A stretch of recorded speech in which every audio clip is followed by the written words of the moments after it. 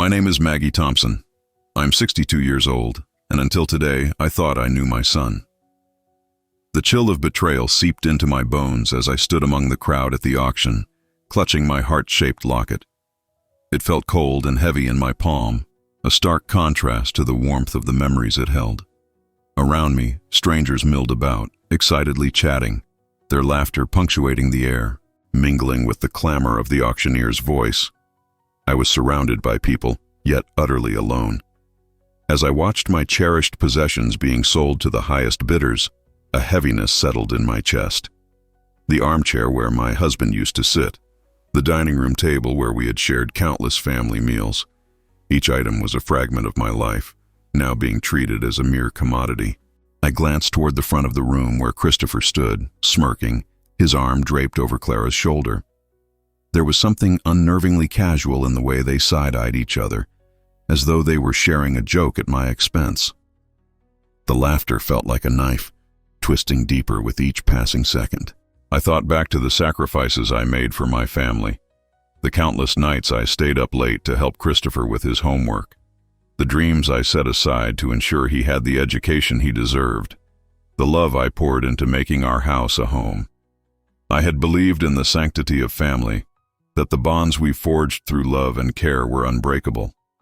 Yet here I was, stripped of my dignity, as Clara stood over a single picture frame from our family memories, deriding it as just another piece of junk. I could hardly believe my ears. As I absorbed the scenes around me, memories of my husband flooded my mind. David had introduced me to the world of possibilities, teaching me that love could shape our lives in beautiful ways. But now, as I stood silently among strangers, I felt that I was losing not just him, but everything we had built together.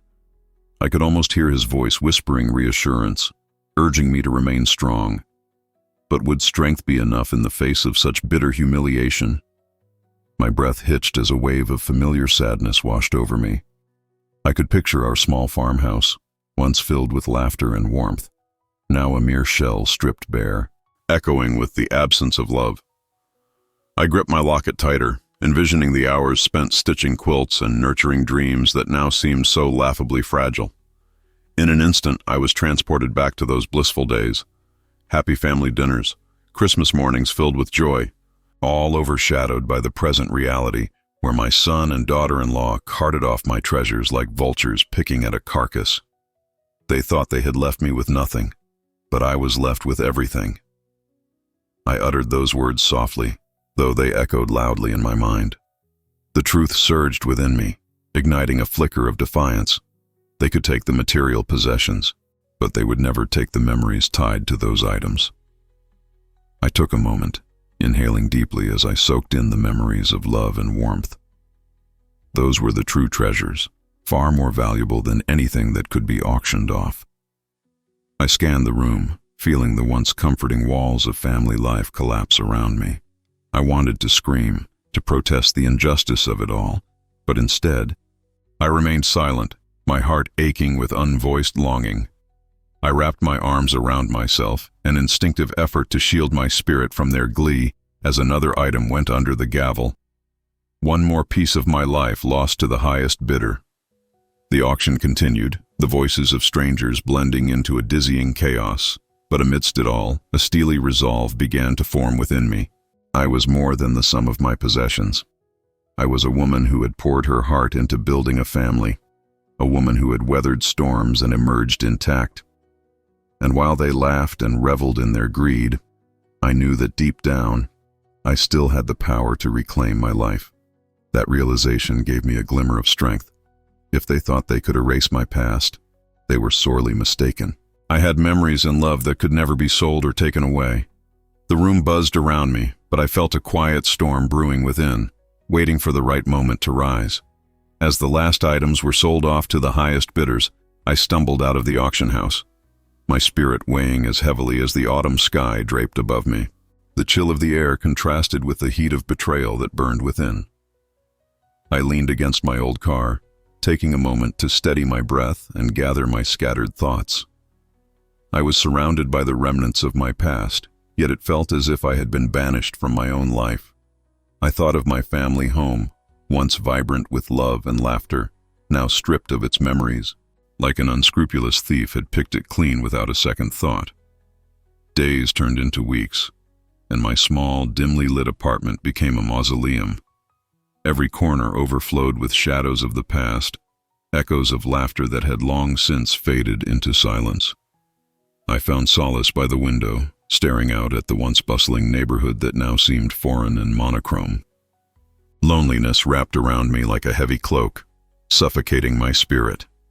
I often gazed at the brittle leaves dancing in the chilly wind, as though they were celebrating the freedom I no longer felt. The memories crashed over me in waves, each one tinged with bittersweet nostalgia. I would sift through dusty photo albums, allowing myself to be rewound to moments long gone. I would smile at images of Christopher's first steps, the joyful chaos of family dinners, and the traditions my husband and I had woven into the fabric of our lives. Laughter and love filled our home, but that warmth felt like a distant dream. When I flipped through the pages, I stumbled upon photographs of our little farmhouse, the place where every room echoed with stories of joy and resilience.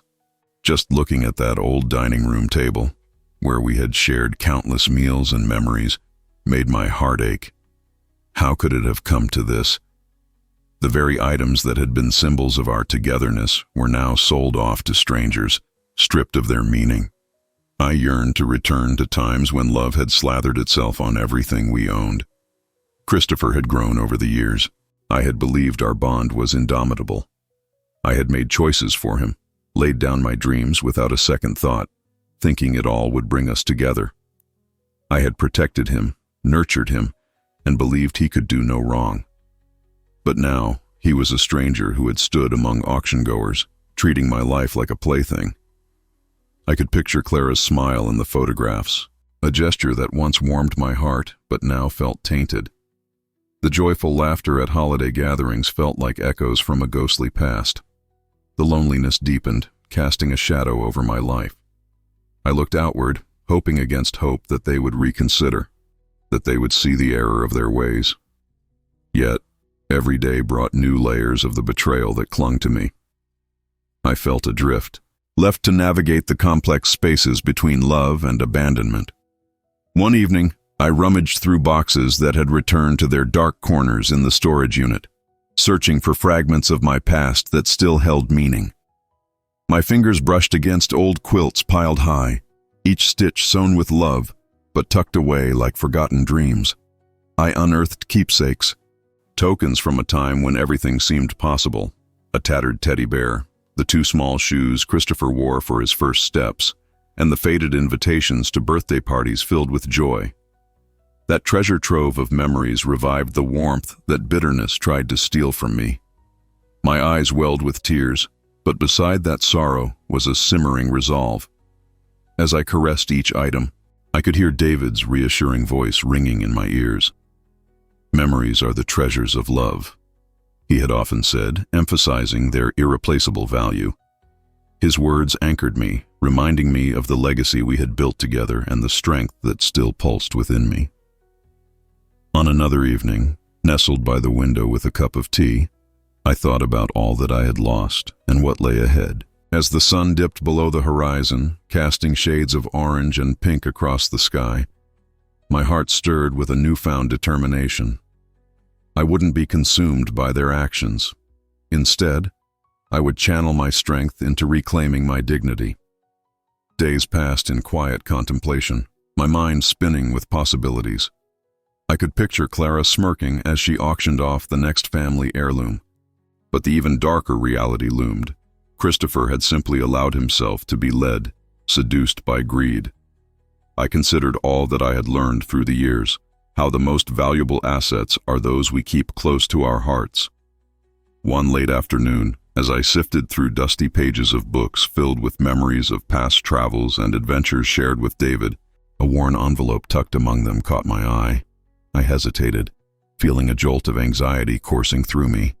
I slowly retrieved it, recognizing David's handwriting on the front. My heart raced as I unsealed the fragile envelope, an anticipation mounting. Inside lay a document I had never expected, a forgotten will. As I scanned the neatly written lines, my breath caught in my throat. Within the will was more than just legalese. It revealed a small plot of land and a few other family heirlooms previously unmentioned. Had David set aside this inheritance for me all those years ago, knowing the struggles I would eventually face? Overcome by a whirlwind of emotions and thoughts, I clutched the document to my chest, awash in a mixture of disbelief and gratitude. The will felt like a lifeline intertwined with the essence of David, like the hugs he had given freely. He had believed in my strength, and with that belief came newfound hope. A flicker of fire rekindled within my heart. They may have stripped me of physical belongings, but they didn't realize they had only prepared me for something greater. Now, the pain I had endured began to morph into purpose. No longer was I the passive woman watching from the sidelines as my life was auctioned off piece by piece.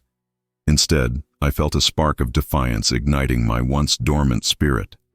Guided by this unexpected legacy, I reconceived the situation, a foundation upon which to rebuild my narrative. I knew then that it was time to act. I immediately thought of my old lawyer, a trusted ally in the stormy waters of family matters. Though the situation felt daunting, I could not let the initial pangs of fear deter me. The whisper of David's voice urged me forward, reminding me of the conversations we had about careful navigation through treachery. It was time to reclaim my legacy. I picked up the phone, my heart thundering as I reached out, breathless with anticipation and fear. The lawyer confirmed over the phone that the documents were legitimate. They had underestimated me, I thought to myself, a steely resolve coursing through my veins like a river breaking free from a dam. Suddenly my vision cleared, and I saw a path forward, a chance to rewrite my story, to define my legacy, not through heartbreak or loss, but through strength and clarity.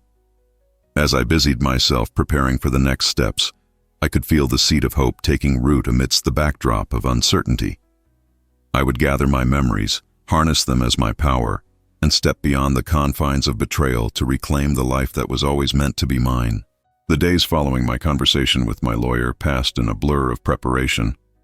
I felt invigorated, alive with possibility, as I sorted through both my emotions and the paperwork that lay ahead. I discovered that the inheritance wasn't just material.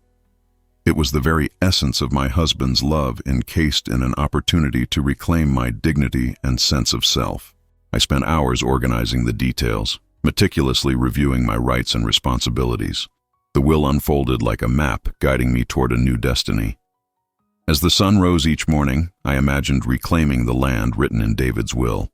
It was a small slice of property on the outskirts of our town, overgrown, forgotten, yet stained with potential. I could envision nurturing the remnants of our dreams, planting flowers around the old oak tree, now just a shadow of what it must have once been. I would tend to it lovingly, just as I had nurtured Christopher in his childhood. After a few more days filled with consultations and paperwork, my lawyer and I finally arranged a date to visit the property. As I arrived at the doorstep of the land, anxiety intertwined with excitement bubbled within me. The driveway was thick with weeds, and the house warped by time loomed in front of me, a ghost of a once cherished home. I took in the peeling paint and weather-beaten door, but, deep down, I felt like I was standing on the precipice of renewal. Inside, I could smell the dampness of neglect that had taken root. Dust motes danced in the beams of sunlight streaming through cracked windows.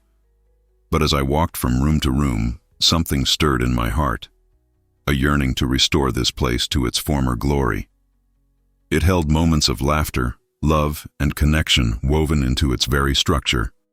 Flickering images of family gatherings flared briefly before fading, a testament to what had once flourished here. Suddenly, I recalled stories David had told me about the house's history, the joy it had brought to our family. An idea began to sprout within me. What if I turned this property into a sanctuary for others, a space where people could come together, offering workshops for families healing from personal struggles much like mine? I could host art classes, gardening sessions, and community dinners, creating the warmth and togetherness I had deeply missed. I shuffled through the rooms, envisioning the vibrant colors I would paint the walls, the laughter I wanted to resurrect. Each stroke of my imagination felt empowering. With every room I explored, I sensed an awakening of my spirit. It was here that I would concoct plans for my future, no longer weighed down by the cloud of betrayal, but uplifted by the promise of rebirth. As I left the house and stepped onto the porch, a gust of wind caught my breath, almost as if inviting me to embrace my vision. I could see a path now, a mission to transform this derelict space into a community gathering place, where broken families could come together much like I once had. But my heart surged with another realization. I had to do this alone.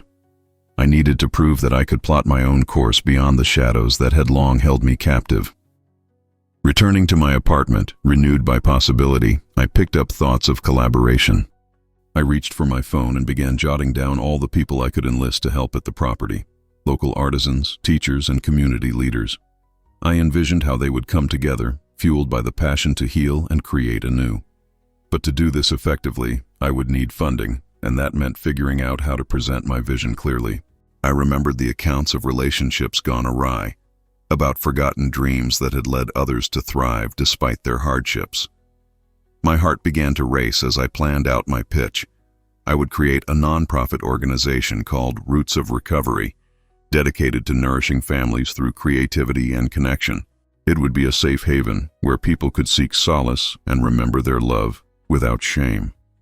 Names, logos, ideas flooded my mind.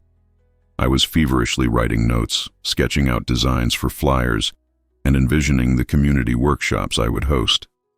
The following week, I arranged a meeting at a local community center to gather potential volunteers, spreading the word about my initiative.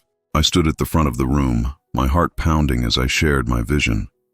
Faces stared back at me, a mixture of skepticism and curiosity etched on their features. But with each word I spoke, I felt the spark within me ignite a fire in others. I shared the stories of my childhood and the transformative power of community.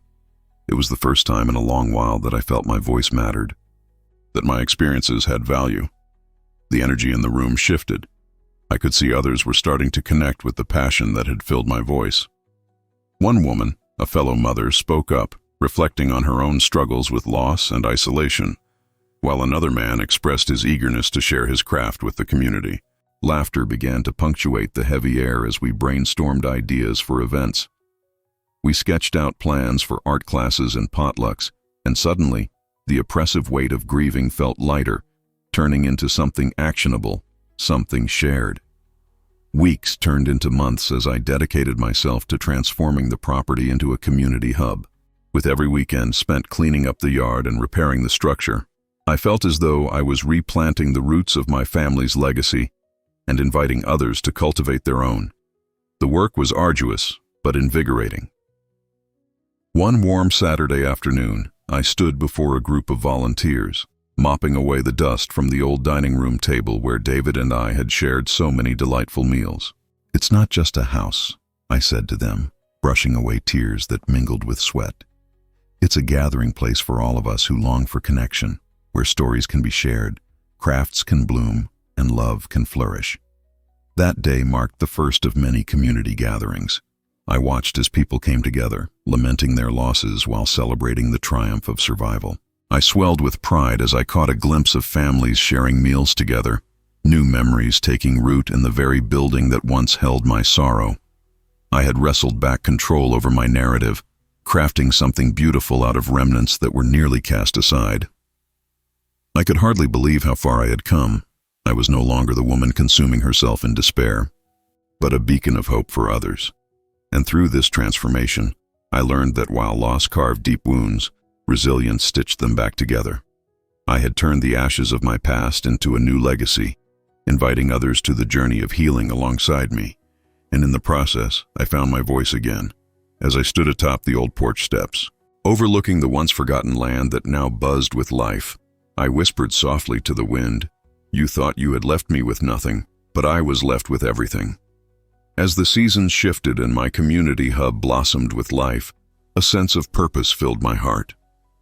Warm laughter echoed through the halls, and vibrant art adorned once bare walls. Yet beneath this layer of newfound joy, unease gnawed at me like a persistent thorn. My son, Christopher, and Clara still lingered in the background, their looming presence a persistent shadow on my mind. I could feel their eyes on me, and the unsettling thought that they were plotting something deeper haunted my every move. I realized I needed to tread carefully. Understanding their intentions was vital. The recent rumors buzzing through town hinted at their plans, and I became determined to gather information on what Christopher and Clara were up to. My heart ached with trepidation, but I knew I had to face the truth of their actions if I were to protect what I was building.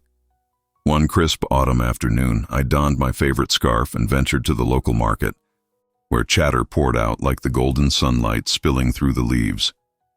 I mingled with familiar faces, my heart racing as I approached people I had known all my life. "Have you seen Christopher or Clara recently?" I asked, maintaining a casual tone despite the dread that seeped into my core.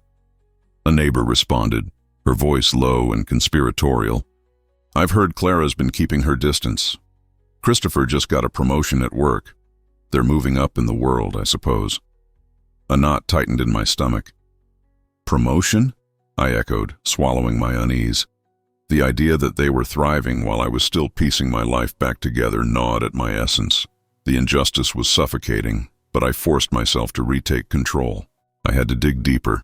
In the following days, I continued my inquiries, quietly probing for intel about their lives. At community gatherings, I seized every opportunity to converse with acquaintances, weaving in questions about Christopher and Clara, carefully masking my true intentions. The more I learned, the more apprehensive I grew. They seemed to have their sights set on higher aspirations, a new home, an extravagant lifestyle. The words hung in the air like a toxic cloud of betrayal. I started putting together a more robust picture of their plans. On an overcast evening while volunteering at the hub, I overheard two familiar voices, low and reserved. "Did you hear Clara's planning a big trip overseas? Word at the studio is they're selling their townhome to finance it," one woman whispered, clinging to her friend. My heart dropped. They were using what little remained of our shared history to build a future that didn't involve me or the life David and I had created. Fueled by indignation, I resolved to gather more clarity about their intentions and devise a plan to keep them at bay. Determined to unravel their secrets, I decided to arrange a lunch with Christopher. A bold move, perhaps, but I wanted to understand where his mind lay and whether this season of prosperity would lead them to turn against me again. My heart raced at the thought.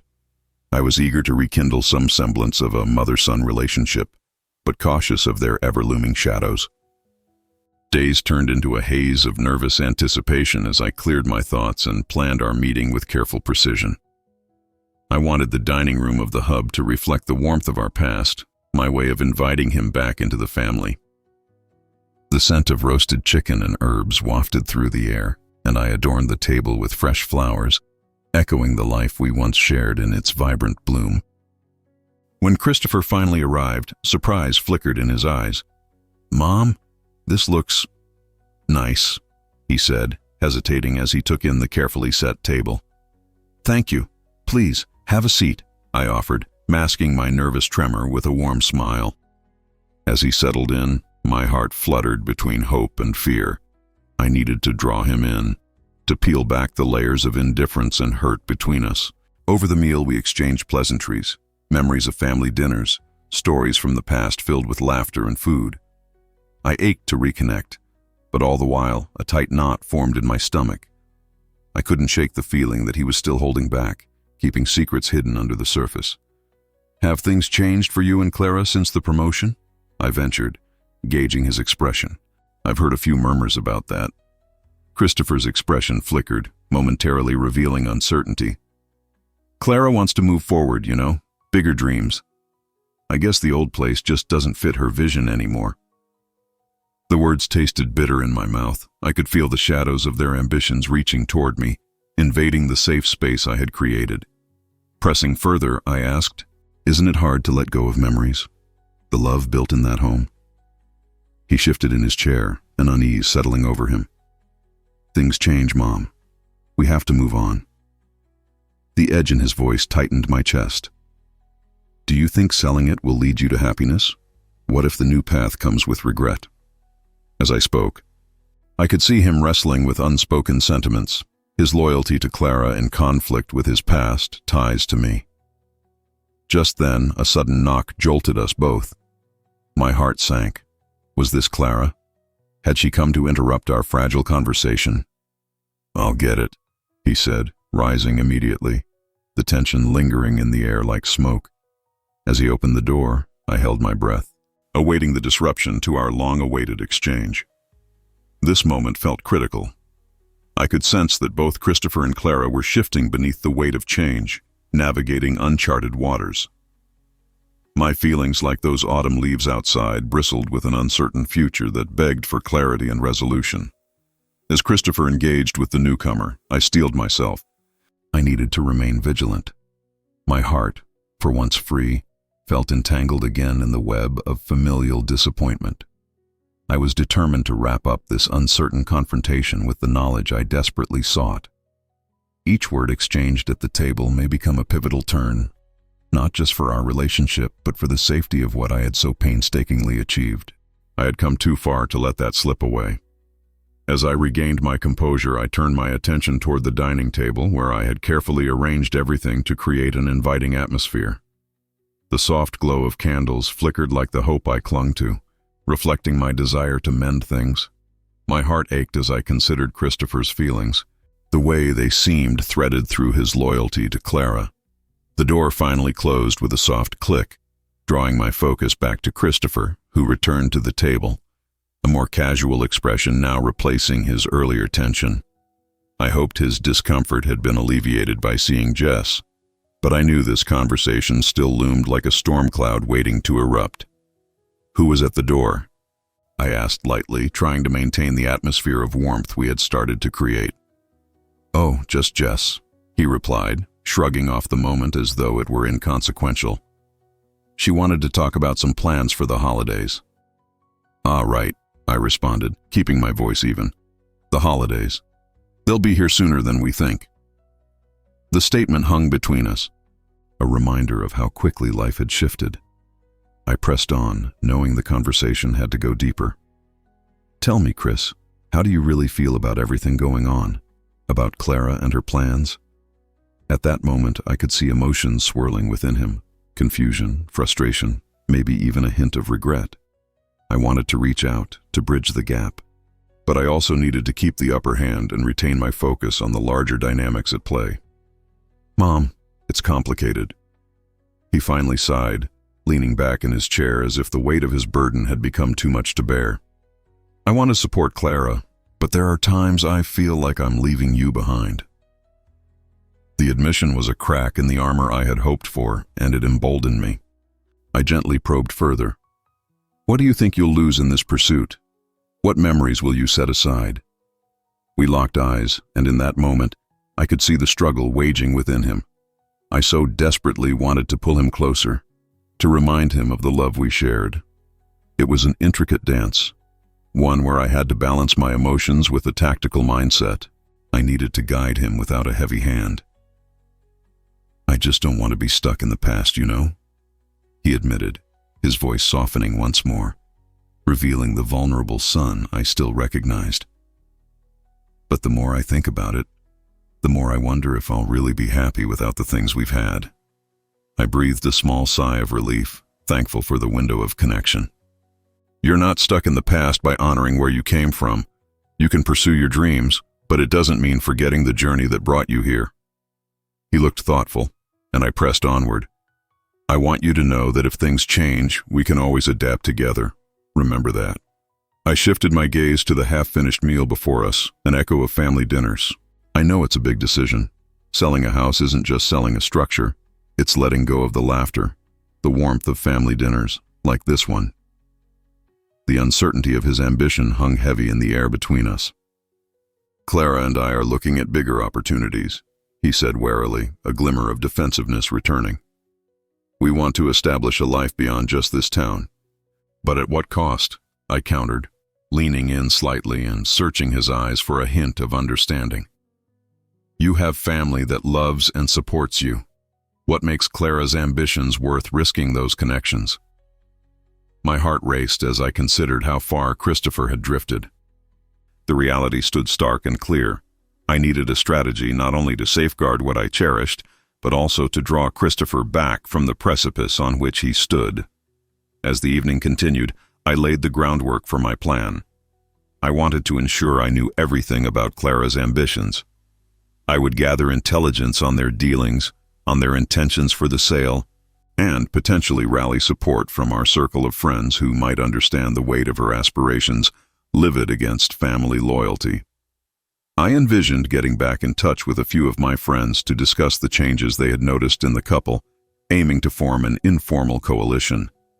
The collective strength of voices I could gather would help create a foundation against the ambitions that threatened to sever my bond with Christopher.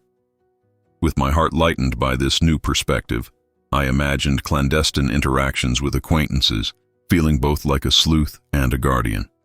I would attend social functions, waiting for the right moment to strike up conversations, weaving in questions about Clara and Christopher's plans, learning who had insights to share. Each piece of information would be vital, building my case, strengthening my position until the branches of my plan thickened to a formidable shield. If I could unearth Clara's motives and aspirations, uncovering the truth hidden under the shiny surface, I might then approach Christopher again with solid, undeniable evidence that would challenge his vision. The moment crystallized in my mind. The power shift would shift in my favor if I could demonstrate that the path Clara led him down was fraught with traps. Family first, I reminded myself. I could not let ambition crowd out the love we shared. As I cleaned up the remnants of our meal, I felt empowered, thinking of the work ahead. I had once again reclaimed my narrative. While I couldn't control Christopher's decisions, I could guide him back from the edge of losing us. Like the warm light of the candles flickering on the table, I burned strong with determination, ready to illuminate the way forward. The time had come for my plan to unfold silently, like an unseen current, guiding him back to where he belonged. Together, we could honor our past while stepping bravely into the future, but first, I had to dismantle the web that Clara had spun. The days following my conversation with Christopher unfolded like chapters in an emotional saga, each moment filled with anticipation as I deepened my inquiries. I reconnected with friends who still drifted into my life, seeking insights into Clara and Christopher's dynamics. Casual conversations over coffee and community events turned into covert operations, each subtle exchange granting me precious details that would build my case. One rainy afternoon at the library, I spoke with Ruth, a close friend who always seemed to have her ear to the ground. "Have you heard anything about Christopher and Clara's plans?" I asked, wrapping my hands around my warmed mug. "Only that they seem set on moving up in the world," Ruth replied, concern knitting her brow. "But I overheard that Christopher isn't quite himself anymore, almost like he's lost in her ambitions." "Lost how?" I probed further, my heart thumping. "Less present, you know. Sometimes I wonder if Clara has him under some kind of spell." Ruth's words rang true. They were the kind of inkling I sought. I continued collecting pieces of information, recognizing a pattern of doubt forming about Clara's influence. Each small conversation fueled my resolve, inching me closer to the confrontation I planned. Then, a pivotal breakthrough emerged. A neighbor, Caroline, mentioned an exciting event approaching. The local gala, where Clara planned to unveil her new business venture. "It's a design studio she's opening," Caroline said, her eyes sparkling with admiration. "Everyone's excited for her." Those words ignited a fire within me. I decided that I had to be present at the gala. It would be my chance not just to witness Clara's ambitions, but to subtly challenge them. As the days passed, I steeled myself for the event, plotting my approach carefully. On the night of the gala, I slipped into my best dress, a piece that once made me feel powerful, though it now felt slightly tight against my nerves. The venue was dazzling, adorned with flowers and soft lights. People laughed and clinked their glasses, but I felt a churning stomach as I scanned the room for Clara and Christopher. It wasn't long before I spotted them. Clara stood beside Christopher, her aura radiating confidence as she spoke animatedly. A pang of determination surged through me. I wasn't merely an observer, but an active participant in reclaiming our family narrative. "Christopher, Clara!" I exclaimed as I approached them, forcing a smile that felt both genuine and strained. "So good to see you both." "Mom, you made it," Christopher greeted, surprise shining in his eyes. Clara barely concealed her surprise, responding, "I didn't expect you to come." "I couldn't miss this," I said, focusing on Christopher. "I'm proud of both of you for this venture. But tell me, how do you plan to balance it all? Have you thought about what you'll leave behind as you chase these dreams?" An unspoken tension crackled in the air. Clara shot me an icy look, but I pressed onward, eager to plant the seeds of doubt. "It's important to consider the consequences. Are you really ready to sever those familiar ties?" "Mom, I'm trying to build something meaningful here," Christopher responded, frustration tightening his voice. "But at what cost?" I countered, lowering my voice, magnifying my concern. "Isn't family worth more than ambitions?" As Clara opened her mouth to retort, the crowd began whispering in anticipation of her announcement. The buzz of excitement filled the air, sending a shiver of urgency down my spine. This was my chance, the stage on which I could confront the narrative they were weaving. "Ladies and gentlemen," a charismatic voice rang out, demanding everyone's attention. Tonight we're thrilled for Clara's big reveal. I took a deep breath as I prepared to fight for Christopher's attention. This would be the turning point.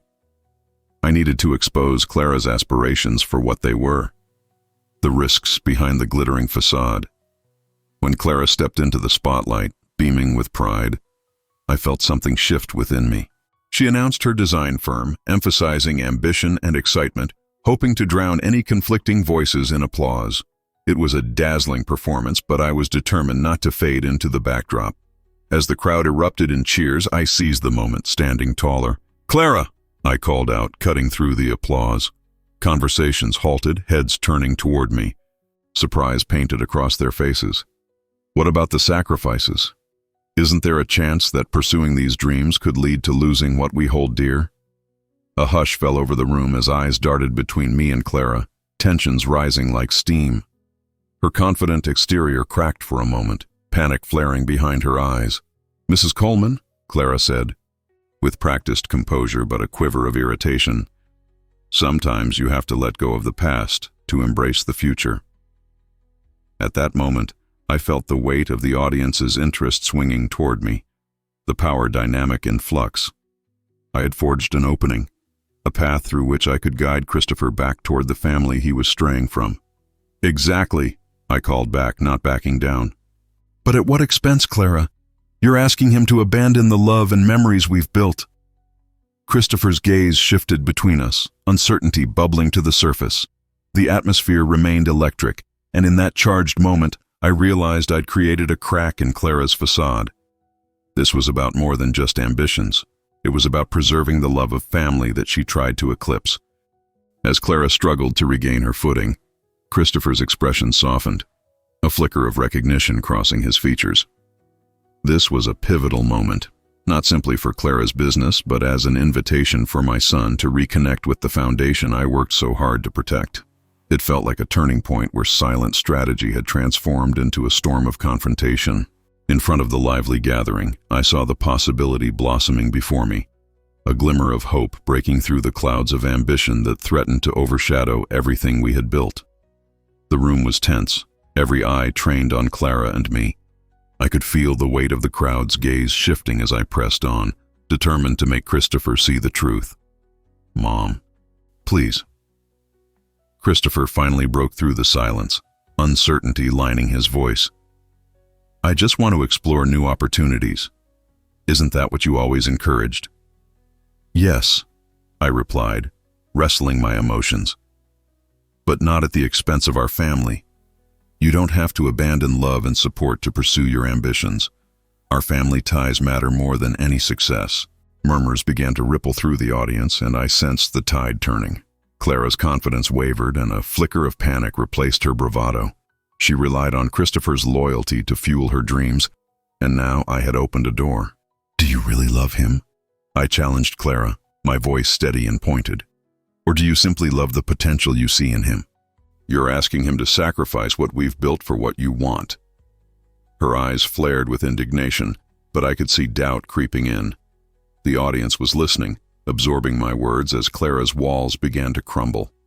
I sensed Christopher's uncertainty grow, and it was exhilarating to witness. "I think we need to rethink this," he finally said, conviction seeping into his tone. "Maybe we don't have to rush into everything we've planned." "Christopher!" Clara shot back, incredulous. "You can't be serious. You're choosing nostalgia over progress." "No," he replied firmly. "I need to understand who I am outside of all of this. It's time to find my identity." This was a pivotal moment. I could see Christopher reclaiming his narrative, trying to forge a path back to the foundation we had built together. It wasn't just Clara's ambitions on the line. It was our family. "Mom, you're right," he said, turning to me, his expression shifting with recognition. "I need to step back and understand what truly matters." "Then take your time," I encouraged, stepping closer. "You owe it to yourself and to us to clarify your priorities." Clara stood rigid, her frustration morphing into helplessness as it became clear that the balance of power was shifting. The crowd began to murmur in support of Christopher's realization, a wave of solidarity washing over him. "Don't let your past hold you back," Clara protested, desperation creeping into her voice. As the truth settled in, I stepped into the breach, my voice rising above the crowd. "This isn't about choosing between Clara and your family. It's about merging ambition with your roots." The energy shifted. With every passing moment, I could feel Clara's control slipping away. Christopher's determination grew, and the palpable tension was transforming into something far more hopeful. "Maybe this is what I truly need," Christopher said, quiet but rooted in resolve. "To understand my place in this world without being pulled in every direction." Clara glanced around, frustration etched on her face, but I sensed her power wavering. The audience, initially drawn in by her glitz, was beginning to support our family ties instead. The glimmer of solidarity in Christopher's eyes ignited hope. As the gala wound down, Clara's ambitions were fading into the background. The disconnect between her aspirations and our family's deep-rooted love became starkly evident. Together, Christopher and I stood ready to navigate the uncharted territory ahead. "I'm grateful for your support, Mom," he murmured, relief flooding his features. "You've helped me see everything more clearly." In that moment, I realized that despite the chaos of the evening, our connection had deepened. We could face the future together, fortified by the trials that had brought us to this point. With renewed determination, I recognized that our journey wasn't solely about ambition. It was about love, support, and the family we had built. I knew that as long as we stood together, no individual aspiration could overshadow the bonds we held dear. As we stepped away from Clara, I felt hopeful warmth envelop us. No matter the challenges ahead, our love and unity would guide us through the unknown. Together, we were ready to embrace a future defined not just by ambition, but by the cherished relationships that anchored us to each other. In this realization, I understood that the road before us might be uncertain, but we faced it with a newfound strength, the knowledge that our family's love could withstand ambition's alluring pull. And with that thought, I stepped forward, eager to co-create our shining future. They thought they had left me with nothing. What would you have done? Drop your answer in the comments and follow this channel. During those darkest days, I found a framework that changed everything. See the first comment for the complete guide. If this story is touching your heart, please consider sending a super chat to support the channel. Are you enjoying this journey with me? Show your support by sending super stickers. Did you feel that sense of justice? Show your appreciation by clicking the super thanks button. They thought they had left me with nothing.